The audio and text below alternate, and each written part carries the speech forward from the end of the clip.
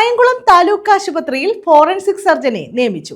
മന്ത്രി എം ലിജുവിന്റെ ഇടപെടലിലാണ് സർജനെ നിയമിച്ചത്.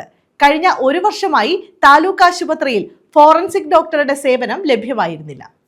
കായംകുളം താലൂക്ക് ആശുപത്രിയിലെ ഏറെ നാളത്തെ പോസ്റ്റ്മോർട്ടം പ്രതിസന്ധിക്ക് ശാശ്വത പരിഹാരമായി. മന്ത്രി എം ലിജുവിന്റെ ഇടപെടലിനെ തുടർന്ന് താലൂക്ക് ആശുപത്രിയിൽ പുതിയ ഫോറൻസിക് സർജനെ നിയമിച്ചുകൊണ്ട് ആരോഗ്യവകുപ്പ് ഉത്തരവിറക്കി. മന്ത്രി കെ മുരളീധരനോട് എം ലിജു ആവശ്യമുന്നയിച്ചതിന്റെ അടിസ്ഥാനത്തിലാണ് നടപടി. മഞ്ചേരി ജനറൽ ആശുപത്രിയിലെ ഫോറൻസിക് മെഡിസിൻ വിഭാഗം ജൂനിയർ കൺസൾട്ടന്റ് ഡോക്ടർ ലക്ഷ്മി കൃഷ്ണനെയാണ് കായംകുളത്തേക്ക് മാറ്റി നിയമിച്ചിട്ടുള്ളത്. കഴിഞ്ഞ ഒരു വർഷമായി താലൂക്ക് ആശുപത്രിയിൽ ഫോറൻസിക് ഡോക്ടറുടെ സേവനം ലഭ്യമായിരുന്നില്ല. സാധാരണ പോസ്റ്റ്മോർട്ടങ്ങൾ കായംകുളത്ത് നടന്നിരുന്നെങ്കിലും പോലീസ് നിർദ്ദേശിക്കുന്നതും പോലീസ് സർജൻ നേരിട്ട് ചെയ്യേണ്ടതുമായ കേസുകൾ കിലോമീറ്ററുകൾക്ക് അപ്പുറമുള്ള ആലപ്പുഴ വണ്ടാനം മെഡിക്കൽ കോളേജിലേക്ക് കൊണ്ടുപോകേണ്ട ഗതികേടിലായിരുന്നു നാട്ടുകാർ. ഇത്തരത്തിൽ മൃതദേഹങ്ങളുമായി മെഡിക്കൽ കോളേജിലേക്ക് പോകേണ്ടി വരുന്നത് മരിച്ചവരുടെ ബന്ധുക്കൾക്ക് വലിയ സാമ്പത്തിക മാനസിക ബുദ്ധിമുട്ടുകൾ സൃഷ്ടിച്ചിരുന്നു.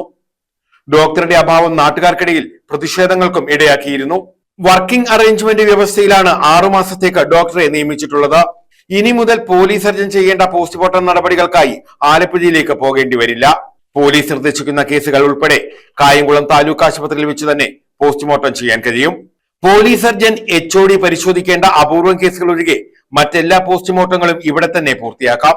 News bureau, Kayamkulam.